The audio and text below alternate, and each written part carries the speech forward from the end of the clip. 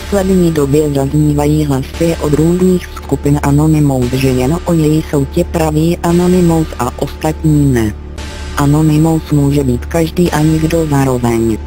Anonymous nejsou jen ti, co provozují hackerskou činnost, což je mylná představa většiny lidí. Anonymous se automaticky stávají i ti, co jen sdílejí jeho myšlenky dál. Ti, co hlásají, že jen oni jsou Anonymous, nejsou možná hlupáci, ale bohužel nechápou jeho základní myšlenku, která nevznikla na základě individuálního jedince, ale vznikla spontánním vývojem dění v současném světě. Tedy Anonymous žádnou základní myšlenku, která by byla jeho základním kamenem, nemá. Anonymous může být každý, kdo se tak svobodně rozhodne. Anonymous může být každý, kdo chce něco změnit k lepšímu. Anonymous lze maximálně chápat jako jakousi revoltu, ale není přesně definováno koho proti komu. Je to jako rock and roll, který bojuje proti něčemu, co nazývá oni.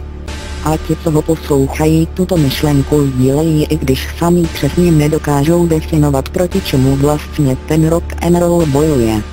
Ono to paradoxně většinou přesně neví ani samotní rockři, co píší texty a hudbu.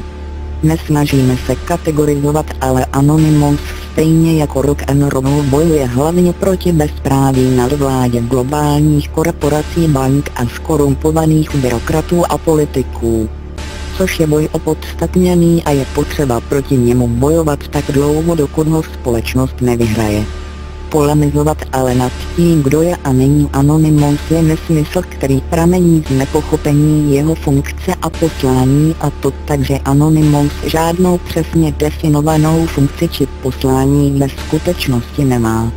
Je to jako polemika fanoušků rockové hudby o tom, která rocková kapela je lepší či horší, respektive kdo je či není větší či menší rocker. Neplýtvejte proto zbytečně energií k tomu, abyste nesmyslně soudili, kdo je a není Anonymous. Za prvé je to objektivně nemožné. A za druhé na to nikdo na světě nemá právo. Anonymous může být každý a nikdo zároveň. Záleží jen na vaší svobodné volbě. My jsme Anonymous. S námi nepřijde zákon. S námi přijde svědomí. My jsme s vámi. Neproti vám. Nezapomínáme. Neodpouštíme. Očekávejte nás.